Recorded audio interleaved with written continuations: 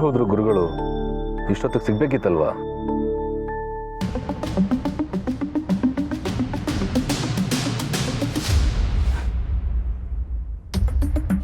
ಏಯ್, ಶೆಕೆ ಆಗ್ತಿದೆ, ಎ ಸಿ ಅಡ್ಜಸ್ಟ್ ಮಾಡು. ಏಯ್, ಅಲ್ಲಿ ಎಳ್ನೀರು ಕಾಣಿಸ್ತಿದೆಯಲ್ಲ, ಹೋಗಿ ತಗೊಂಬ. ನೋಡಿ ಸರ್, ನಾನು ಇಲ್ಲಿ ಡ್ರೈವರ್ ಕೆಲಸ ಮಾಡಕ್ಕೆ ಬಂದಿರೋದಷ್ಟೇ. ಮೇಡಮ್ಗೂ ಸ್ವರ್ಗ ಆಗಿದೆ ತಂದ್ಕೊಡ್ತಾ ಇದೆ, ನಿಮಗೆಲ್ಲ ತಂದ್ಕೊಡಕ್ಕಾಗಲ್ಲ. ಒಗ್ಗರು ನೋಡೋ ನಿಂದು. ನಿಮ್ಮ ಏಜೆನ್ಸಿ ಅವ್ರಿಗೆ ಫೋನ್ ಮಾಡ್ಲಾ? ಬ್ಲ್ಯಾಕ್ ಮೇಲ್ ಮಾಡಬೇಡಿ ಸರ್. ಕೇಳೋ ರೀತಿ ಕೇಳಿದ್ರೆ ತಂದ್ಕೊಡ್ಬೋದು. ಈ ಗುಲಾಮ್ರು ಥರ ನೋಡಿದ್ರೆ ಆಗಲ್ಲ. ನಿನಗೆ ಶಂಕದಿಂದ ಬಂದ್ರೆ ತೀರ್ಥ ಅನ್ಸುತ್ತೆ. ಏನ್ರಿ, ನಿಮ್ಮ ಡ್ರೈವರ್ ಸಮರ್ಥ ಇದನಲ್ಲ, ಅವನು ತುಂಬ ಕಷ್ಟ ಅಂತಿದ್ರಲ್ಲ. ಡ್ರೈವಿಂಗ್ ಕೆಲಸದ ಜೊತೆಗೆ ಸಣ್ಣ ಪುಟ್ಟ ಕೆಲಸ ಮಾಡಿಸ್ಕೊಂಡು ಸಂಬಳ ಜಾಸ್ತಿ ಮಾಡೋಣ ಅಂದ್ಕೊಂಡಿದ್ದೀನಿ. ಏನು ಹೇಳ್ತೀರಾ? ಅಯ್ಯೋ, ಎಷ್ಟು ದೊಡ್ಡ ಮನಸ್ಸು ಸರ್ ನಿಮ್ಮದು. ಸಮತ್ ಅಲ್ಲೇ ಇದ್ದಾನ? ಫೋನ್ ಕೊಡಿ. ಹಾಂ, ಇದ್ದಾನೆ, ಕೊಡ್ತೀನಿ, ಮಾತಾಡಿ. ಹೇಳಿ ಸರ್. ನೋಡು ಸಮತ್, ನಿಮ್ಮ ಬಾಸ್ ಎಷ್ಟು ಒಳ್ಳೆ ಮನಸ್ಸು. ಅವ್ರು ಹೇಳಿದ ಕೆಲಸ ಎಲ್ಲಾನು ಮಾಡಿಕೊಡು, ಯಾವುದಕ್ಕೂ ಇಲ್ಲ ಅನ್ಬೇಡ. ಜಾಸ್ತಿ ಸಂಬಳನೂ ಕೊಡ್ತಾರೆ ಅಂತ ಹೇಳಿದ್ದಾರೆ. ನಿಂಗೂ ಸ್ವಲ್ಪ ಹೆಲ್ಪ್ ಆಗತ್ತೆ. ಸರಿ ಸರ್.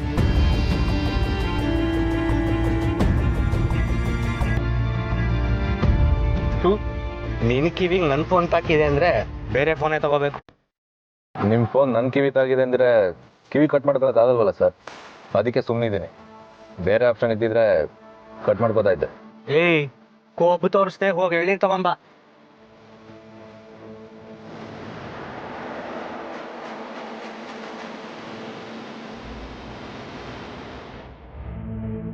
ಅಣ್ಣ ಸರ್, ಇಲ್ಲಿ ನನ್ನ ಮಗಳ ಮನೆ ಎಲ್ಲಿದೆ ಅಂತ ಹೇಳ್ತೀರಾ? ಅಡ್ರೆಸ್ ಕೊಡಿ ಸರ್, ಹೇಳ್ತೇನೆ. ಅವಳ ಹೆಸರು ಸಿರಿ ಅಂತ. ಅಡ್ರೆಸ್ ಗೊತ್ತಿಲ್ಲ. ಅಡ್ರೆಸ್ ಇಂದ ಯಾರ್ದಾರು ಮನೆ ಹುಡ್ಕೋಕ್ಕಾಗುತ್ತೇನ್ರಿ? ಒಳ್ಳೆ ಹುಚ್ಚರು ಸಮಾಸ. ಹೋಗ್ರಿ ರೀ. ಹಲೋ, ಹೇಳ ಮಚ್ಚ.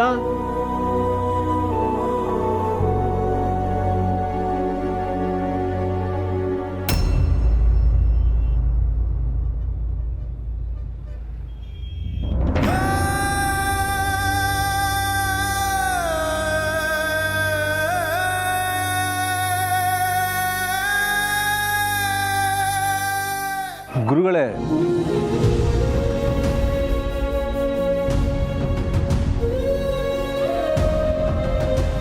ಇಲ್ಲೇನು ಮಾಡ್ತಾ ಇದ್ದೀರಾ? ಯಾರಪ್ಪ ನೀನು? ನನ್ನ ಮಗಳ ಮನೆ ಕರ್ಕೊಂಡು ಹೋಗ್ತೀಯಾ? ನಾನು ನಿಮ್ಮ ಅಳಿಯ ಗುರುಗಳೇ, ಖಂಡಿತ ಕರ್ಕೊಂಡು ಹೋಗ್ತೀನಿ, ಬನ್ನಿ. ನೀನು ನಮ್ಮ ಸಮರ್ಥ ಅಲ್ವಾ? ನೀನು ಸಿಕ್ಕಿದ್ದು ಒಳ್ಳೇದಾಯ್ತು ನೋಡು. ಸಿರಿ, ನಿಮ್ಮ ಹತ್ರ 10 ನಿಮಿಷ ಬರ್ತೀನಿ, ಎಲ್ಲಿ ಹೋಗ್ಬಿಡಿ ಅಂತ ಹೇಳಿ ಹೋಗಿದ್ರೆ ನೀವೆಲ್ಲಿಗೆ ಹೋಗಿದ್ರಿ? ನನ್ನ ಹತ್ರ ಹೇಳಿಲ್ಲ. ಯಾವಾಗ? ಹೋಗ್ಲಿ ಬಿಡಿ, ಇವಾಗ ನಮ್ಮ ಮನೆಗೆ ಹೋಗೋಣ, ನಡೀರಿ. ಅಲ್ಲಿ ಸಿರಿ ಟೆನ್ಷನ್ ಆಗಿರ್ತಾಳೆ. ತಕ್ಷಣ ಇವ್ರನ್ನ ಮನೆಗೆ ಕರ್ಕೊಂಡು ಹೋಗ್ಬೇಕು. ಕಾರ್ ಹತ್ರ ಹೋದ್ರೆ ಆಸಾಮಿ ತಲೆ ತಿಂತಾನೆ. ಎಳ್ನೀರು ತರಕ್ಕೆ ಅಂತ ಕಳಿಸಿದ್ರೆ ಎಲ್ಲೋದ ಅವನು? ಓಡೋಗ್ಬಿಟ್ನ.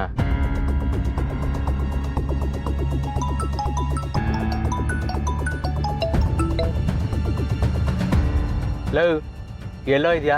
ಸರ್, ನನಗೊಂದು ಎಮರ್ಜೆನ್ಸಿ ಕೆಲಸ ಬಂದಿದೆ. ನಿಮ್ಗೆ ಎಳ್ಳಿರ್ಬೇಕು ಅಂತಂದ್ರೆ ನೀವೇ ಬಂದು ಕುಡ್ಕೊಂಡು ಕಾರ್ ತಗೊಂಡು ಹೊಟ್ಬಿಡಿ. ಏಯ್ ಇಡಿಯಟ್, ನನಗೆ ಆರ್ಡರ್ ಮಾಡ್ತೀಯಾ? ನೀನು ಎಷ್ಟೇ ಎಮರ್ಜೆನ್ಸಿ ಕೆಲಸದಲ್ಲಿದ್ರು ಎಳ್ನೀರು ತಗೊಂಡ್ಬಂದು ನನ್ನ ಕರ್ಕೊಂಡು ಹೋಗು. ಸರ್, ನಾನು ರಿಕ್ವೆಸ್ಟ್ ಮಾಡೋ ಥರನೇ ಹೇಳ್ತಿದ್ದೀನಿ ತಾನೆ, ನೀವು ಅದೇ ಥರ ಮಾತಾಡಬೇಕು ತಾನೆ. ಜಾಸ್ತಿ ಮಾತಾಡಿದ್ರೆ ನಾನು ನನ್ನ ಸ್ಟೈಲಲ್ಲೇ ಹೇಳಬೇಕಾಗುತ್ತೆ. ಏಯ್, ಇವಾಗ ನೀನು ಇಲ್ಲಿಗೆ ಬರ್ತೀಯೋ ಇಲ್ವೋ? ಹೇಳ್ತಾ ಇಲ್ವಾ ಸರ್, ಎಮರ್ಜೆನ್ಸಿ ಅಂತ. ನಿನ್ನ ಸುಳ್ಳು ಎಮರ್ಜೆನ್ಸಿನ ನನ್ನ ಹತ್ರ ಇಟ್ಕೋಬೇಡ. ಬಾ ಅಂದ್ರೆ ಬರ್ಬೇಕಷ್ಟೇ. ಹಲೋ ತಮ್ಮಯ್ಯ, ನಿನಗೆ ಸಮಾಧಾನದಿಂದ ಹೇಳಿದ್ರೆ ಅರ್ಥ ಆಗಲ್ವಾ? ಅದೇನು ಮಾಡ್ಕೋತೀಯ ಮಾಡ್ಕೋ. ನಾನು ಮನ್ಸು ಮಾಡಿದ್ರೆ ನಿನ್ನ ಪಕ್ಕದಲ್ಲೇ ಕಾರಲ್ಲಿ ಕೂರೋ ರೈಟ್ಸು ನನಗಿದೆ. ಯಾಕೆಂದರೆ ನಾನೀಗ ಮನೆ ಮಗ, ನೆನಪಿರ್ಲಿ. ನನ್ನನ್ನು ಜಾಸ್ತಿ ಕಾಡಿಸಿ ನಿನ್ನ ಗುಂಡಿನ ನೀನೇ ತೋಡ್ಕೋಬೇಡ. ನಡಿ.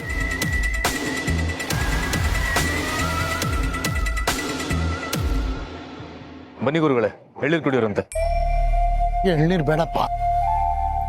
ಸರಿ, ಮನೆಗೆ ಹೋಗೋದ ಬನ್ನಿ.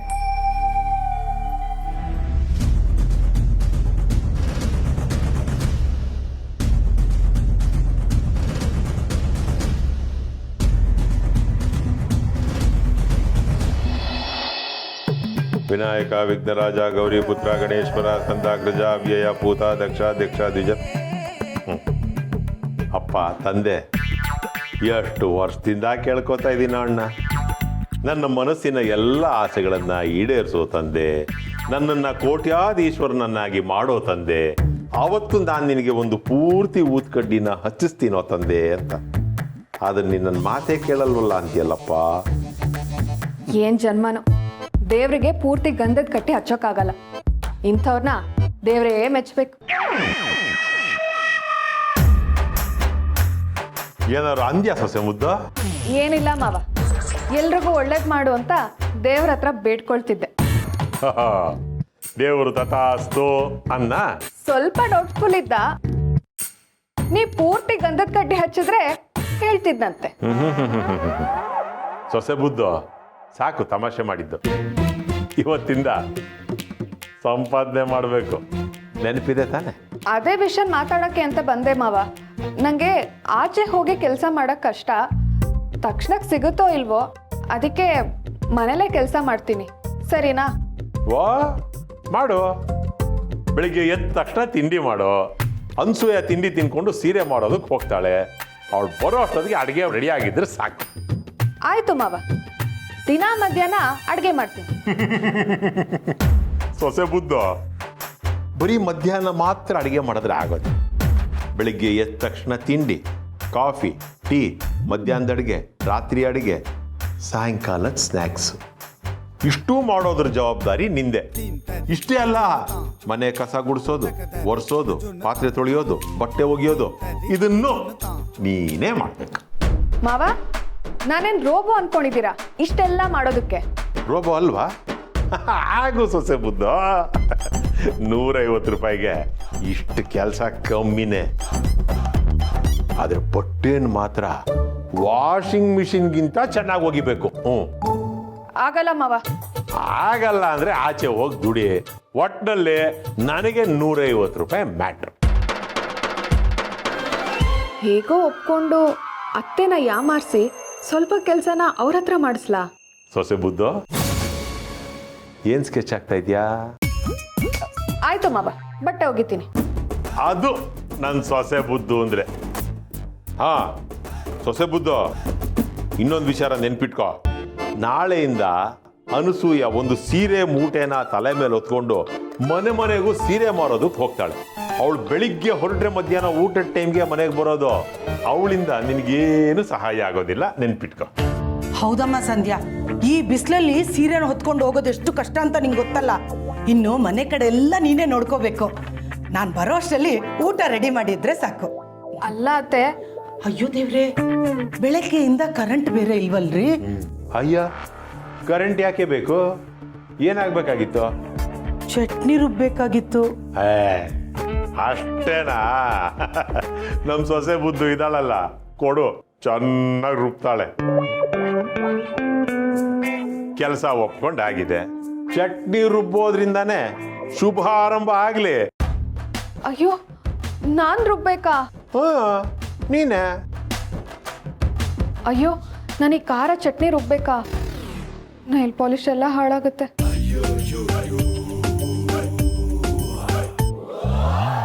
ಮಾವ, ನಾನು ಹೊರಗಡೆ ಕೆಲಸಕ್ಕೆ ಹೋಗ್ತೀನಿ. ಈ ಮನೆ ಕೆಲಸ ಎಲ್ಲ ಬೇಡ. ಆಯ್ತಮ್ಮ, ನಿನಗೆ ಯಾವ್ದು ಅನುಕೂಲನೋ ಅದನ್ನೇ ಮಾಡು. ಒಟ್ಟಿನಲ್ಲಿ ಪ್ರತಿದಿನ 150 ರೂಪಾಯಿ ತರಬೇಕು. ನಾನು ಗೊತ್ತಲ್ಲ, ಲೆಕ್ಕದಲ್ಲಿ ಪಕ್ಕ.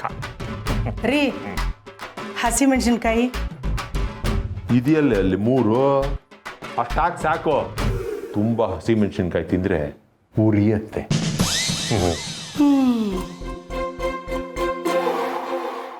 ಇವ್ರ ಸಹವಾಸನೇ ಸಾಕು. ಬೆಳಗ್ಗೆಯಿಂದ ಸಂಜೆ 8 ಗಂಟೆ ಆಚೆ ಇರೋದೇ ಬೆಟರು. ಏನಾದರೂ ಕೆಲಸ ಹುಡುಕ್ಬೇಕು.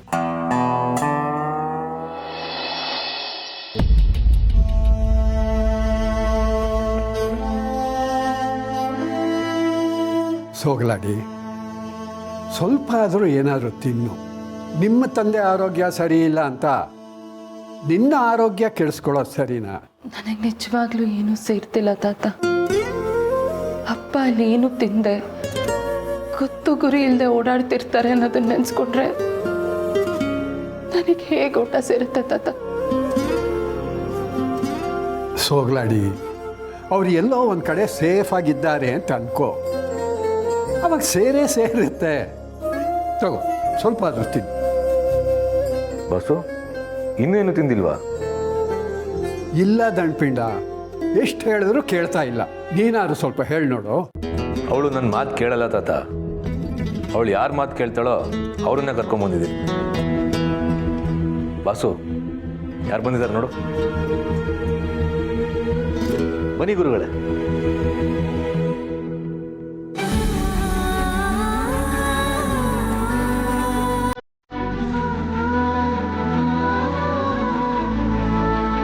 ಬಾ.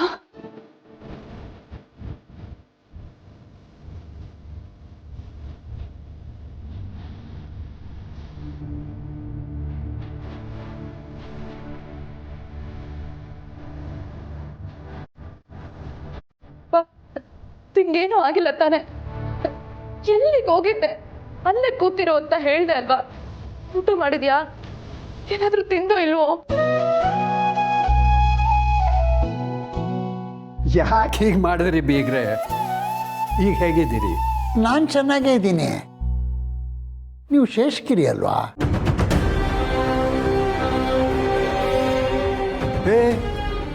ಈ ದತ್ತಾನೇ ಯಾರು ಅಂತ ಗೊತ್ತಿಲ್ವಾ ನಿಮಗೆ?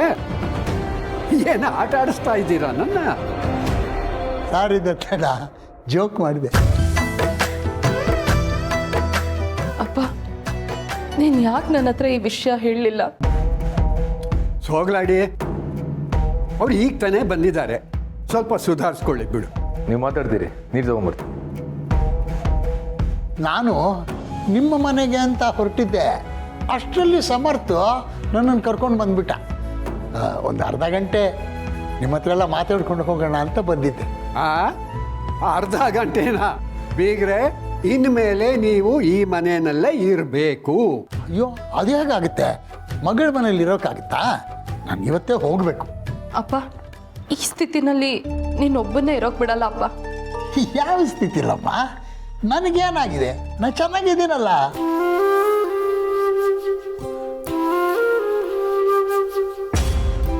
ಅಪ್ಪ, ಕೂತ್ಕೊಳ್ಳಿ.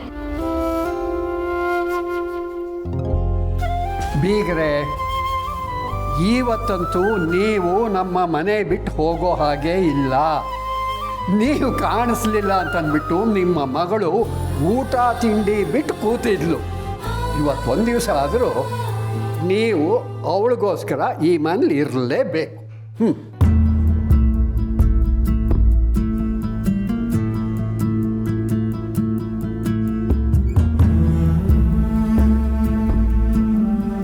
ನಾನು ಆರಾಮಾಗೇ ಇದ್ದೀನಿ. ನಿಮಗೆಲ್ಲ ಏನಾಗಿದೆ? ಅಲ್ಲ, ನಿಮಗೆ ಇಷ್ಟ ಇದೆ ಅಂದರೆ ನಾನು ಇವತ್ತು ಇಲ್ಲೇ ಇದ್ದೀನಿ, ಆಯಿತಾ?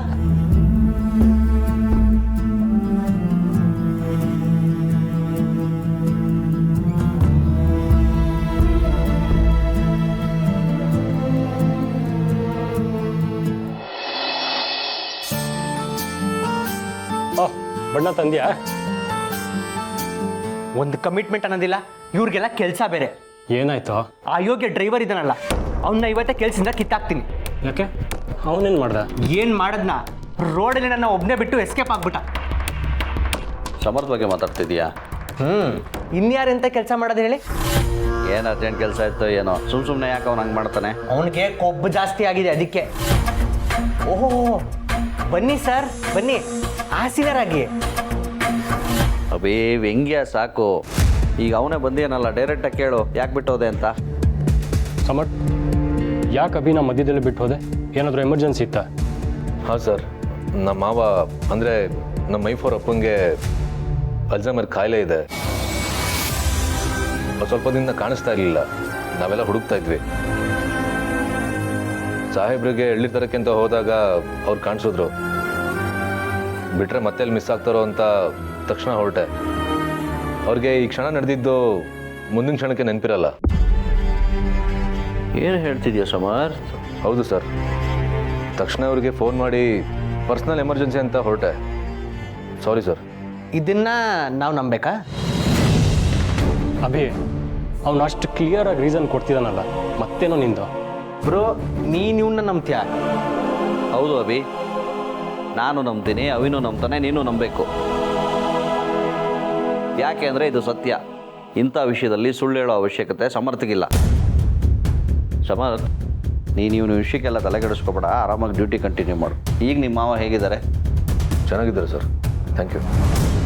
ಸಮರ್ಥ್, ಇನ್ನೊಂದು ವಿಷಯ, ನಿಮ್ಮ ಮಾವನಿಗೇನಾದರೂ ಮೆಡಿಕಲ್ ಹೆಲ್ಪ್ ಬೇಕಂದ್ರೆ ಕೇಳು, ನನಗೆ ಡಾಕ್ಟರ್ಸ್ ಗೊತ್ತಿದ್ದಾರೆ, ಟ್ರೀಟ್ಮೆಂಟ್ ಕೊಡ್ಸೋಣ. ಪರವಾಗಿಲ್ಲ ಸರ್, ಥ್ಯಾಂಕ್ ಯು.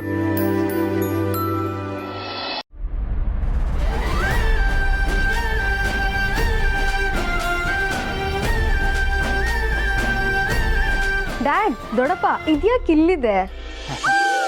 ಇದು ಕಾಮದೇವನ ಸಂಕೇತ ನಿಧಿ. ಪುರಾಣದ ಪ್ರಕಾರ ಸತೀದೇವಿ ಅಗ್ನಿಕುಂಡದಲ್ಲಿ ಬಿದ್ದು ಸುಟ್ಟ ಮೇಲೆ ಶಿವ ಧ್ಯಾನಕ್ಕೆ ಕೂತ್ಬಿಟ್ಟ. ಅವನಿಗೆ ಯಾವುದೇ ಆಸೆಗಳಿರಲಿಲ್ಲ. ಪಾರ್ವತಿ ಮತ್ತೆ ಜನ್ಮತಾಳಿ ಬಂದಾಗ ಶಿವನಿಗೆ ಅವಳಲ್ಲಿ ಮತ್ತೆ ಪ್ರೀತಿ ಹುಟ್ಟಬೇಕು ಅಂತ ದೇವತೆಗಳೆಲ್ಲ ಯೋಚನೆ ಮಾಡ್ತಾರೆ. ಆಗ ದೇವತೆಗಳ ಮಾತಿಗೆ ಬೆಲೆ ಕೊಟ್ಟು ಮನ್ಮಥ ಶಿವನಿಗೆ ಹೂಬಾಣ ಹೊಡೆದು ಅವನನ್ನು ಧ್ಯಾನದಿಂದ ಎಚ್ಚರ ಮಾಡ್ತಾನೆ. ಅವನ ಮೇಲೆ ಮೋಹನಾಸ್ತ್ರ ಪ್ರಯೋಗ ಮಾಡ್ತಾನೆ. ತನ್ನ ತಪಸ್ಸು ಭಂಗ ಆಗಿದ್ದಕ್ಕೆ ಶಿವ ಮನ್ಮಥನನ್ನ ಸುಟ್ಟು ಬೂದಿ ಮಾಡ್ತಾನೆ.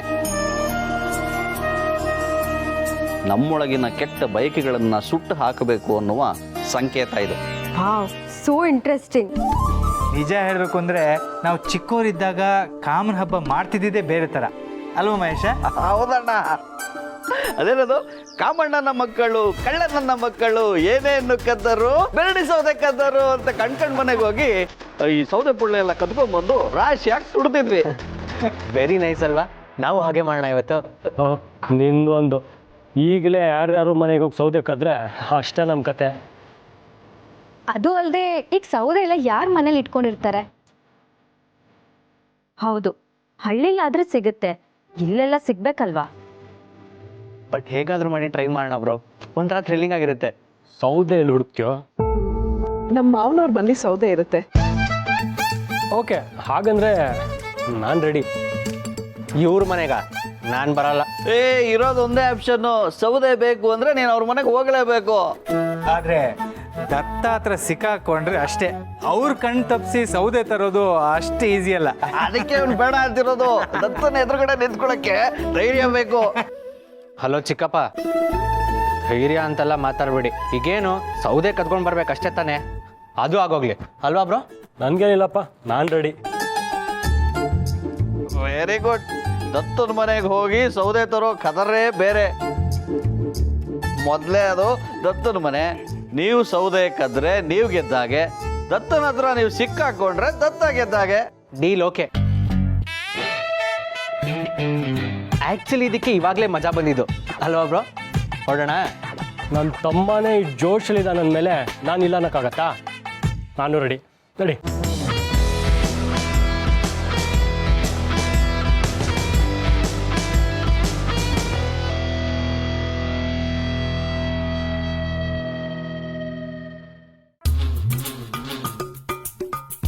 ತಾತ, ಏನ್ ಮಾಡ್ತಾ ಇದ್ದೀರಾ? ಸೊಗಲಾಡಿ, ತುಳಸಿ ಮನೆಯಲ್ಲಿದ್ದಾಗ ಇದೆಲ್ಲ ಅವಳ ಕೆಲಸ ಆಗಿತ್ತು. ಯಾವ್ಯಾವ ಹಬ್ಬಕ್ಕೆ ಏನೇನು ಬೇಕು ಅಂತ ಎಲ್ಲ ಅವಳೇ ಸಿದ್ಧತೆ ಮಾಡ್ಕೊಳ್ಳೋದು. ಅವಳು ಹೋಳಿ ಆಡದೇ ಇದ್ದರೂ ಕೂಡ ನಮಗೆ ಇದೆಲ್ಲ ರೆಡಿ ಮಾಡಿರ್ತೀನಿ. ಈ ಬಣ್ಣ ನೋಡಿ ಅದೆಲ್ಲ ನೆನಪಿಗೆ ಬಂತು. ಹೌದು ತಾತ, ಅಮ್ಮ ಯಾವಾಗಲೂ ಮತ್ತೊಬ್ಬರ ಬಗ್ಗೆನೇ ಯೋಚನೆ ಮಾಡ್ತಾ ಇದ್ದಿದ್ದಲ್ವಾ? ಹೌದು ಸೊಗಲಾಡಿ, ಈಗಲೂ ಅಷ್ಟೇ. ಆ ಮನೆಯಲ್ಲಿ ಕೂಡ ಮತ್ತೊಬ್ಬರಿಗೋಸ್ಕರನೇ ಒದ್ದಾಡ್ತಿರ್ತಾಳೆ. ಹೇ, ನಿಮ್ಮಲ್ಲಿ ಹೋಳಿ ಹಬ್ಬ ಮಾಡ್ತಾ ಇರ್ಲಿಲ್ವಾ? ಕಾಲೇಜ್ ಡೇಸಲ್ಲಿ ಮಾಡ್ತಾ ಇದ್ವಿ ತಾತ. ನೀವು? ಅಯ್ಯೋ, ನಮ್ಮ ಹೋಳಿ ಕತೆ ಏನು ಹೇಳ್ತೀಯ? ನಾವು ಚಿಕ್ಕವರಾಗಿದ್ದಾಗ ಈ ಹುಡುಗರೆಲ್ಲ ಸೇರಿಕೊಂಡು ಸೌದೆ ರಾಶಿ ಹಾಕ್ತಾ ಇದ್ವಿ. ಯಾರು ಸೌದೆ ಕದೀತಾರೋ ಅವ್ರನ್ನ ವೀರಾಧಿ ವೀರ ಅಂತಿದ್ವಿ. ಯಾರ ಮನೆಯಲ್ಲಿ ಹೆಚ್ಚು ಸೌದೆ ಕಳುವಾಗುತ್ತೋ ಅವ್ರು ಸೋತ ಹಾಗೆ ಅಂತ ಅರ್ಥ. Wow, interesting. ನೀವು ಸೌದೆ ಎಲ್ಲ ರಾಶಿ ಹಾಕ್ತಿದ್ರ ತಾತ? ಮತ್ತೆ ಪ್ರತಿ ವರ್ಷನೂ ನಾನೇ ಜಾಸ್ತಿ ಸೌದೆ ರಾಶಿ ಹಾಕ್ತಾ ಇದ್ದಿದ್ದು ಗೊತ್ತಾ? ಯಾರಾದರೂ ಕದ್ದಿದಾರ ತಾತ? ನೆಗದಬೇತು ನಮ್ಮನೆಯಿಂದ ಸೌದೆ ಹೋಗಲಿ ಒಂದು ಹುಲ್ಲು ಕಡ್ಡಿ ಕದಿಯೋದಕ್ಕೂ ನಾ ಬಿಡ್ತಿರ್ಲಿಲ್ಲ ಗೊತ್ತಾ? ಸೂಪರ್ ತಾತ ನೀವು. ಈಗಲೂ ಸೌದೆನೆಲ್ಲ ಕಲೆಕ್ಟ್ ಮಾಡಿ ಇಟ್ಟಿದ್ದೀರಾ? ಬಿಟ್ಬಿಡ್ತೀನಿ ಅದನ್ನ. ಈಗೆಲ್ಲ ಸೌದೆ ಕದಿಯಕ್ಕೆ ಯಾರು ಬರ್ತಾರೆ ತಾತ? ಬರ್ತಾರೋ ಬಿಡ್ತಾರೋ, ಇಷ್ಟು ವರ್ಷದಿಂದ ನಡ್ಕೊಂಡು ಬರ್ತಿರೋ ಆಚರಣೆನ ಬಿಟ್ಬಿಡೋಕ್ಕಾಗತ್ತಾ? ನಾನಂತೂ ಸೌದೆನ ಕಾಯ್ತಾ ಇರ್ತೀನಿ. ಒಳ್ಳೆ ತಾತ. ಅದಿರಲಿ, ನಿನ್ನ ಗಂಡಂಗೆ ಫೋನ್ ಮಾಡಿ ಕೇಳು, ಹೋಳಿ ಆಡಕ್ಕೆ ಬರ್ತಾನಲ್ವನು. ಅರೆ, ಅವನೇ ಕಾಲ್ ಮಾಡ್ತಾ ಇದ್ದಾನೆ. 100 ವರ್ಷ ಆಯ್ಸು ಕಣೋ ನಿನ್ಗೆ. ಈಗ ತಾನೇ ತಾತ ನಿನ್ ಬಗ್ಗೆನೇ ಮಾತಾಡ್ತಿದ್ರು. ಹೌದಾ? ಯಾಕೆ? ಹೋಳಿ ಆಡಕ್ ಬರಲ್ವಾ ಅಂತ ಕೇಳ್ತಿದ್ರು. ಬಣ್ಣ ಆಡೋದಾಗಿರ್ಲಿ, ಮೊದಲು ತಾತಂಗೆ ಫೋನ್ ಕೊಡು. ಯಾಕೋ? ನೀನು ಕೊಡು, ಹೇಳ್ತೀನಿ. ಏನ ದಂಡ್ಪಿಂಡ? ತಾತ, ನಮ್ಮ ಮನೆಗೆ ಸೌದೆ ಕದಿಯಕ್ಕೆ ಇಬ್ರು ಕಳ್ಳರು ಬರ್ತಾ ಇದ್ದಾರೆ. ಒಬ್ಬ ಅಂತೂ ಮಹಾನ್ ಕಳ್ಳ. ಏನ್ ಹೇಳ್ತಾ ಇದೀಯೋ? ನಮ್ಮನೆಯಿಂದ ಸೌದೆ ಕದೀತಾನ? ಹೌದು ತಾತ. ನೆಗದ ಬಿತ್ತು. ನಮ್ಮನೆಯಿಂದ ಅದ್ಯಾಕೆ ಕದೀತಾರೋ ನಾನು ನೋಡ್ತೀನಿ.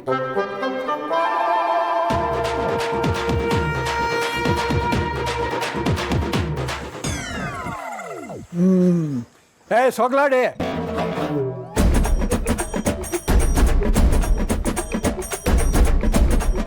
ಈ ಹೊತ್ತು ನಾನು ಇಲ್ಲೇ ನಿಂತಿರ್ತೀನಿ. ನನಗೆ ಕಾಫಿ, ಜ್ಯೂಸು, ನೀರು, ಚಕ್ಲಿ ಏನೇನು ಸಪ್ಲೈ ಆಗಬೇಕು ಅದೆಲ್ಲ ಇಲ್ಲೇ ಆಗ್ಬೇಕು. ಗೊತ್ತಾಯ್ತಾ? ಆಯ್ತು. ಹೌದು.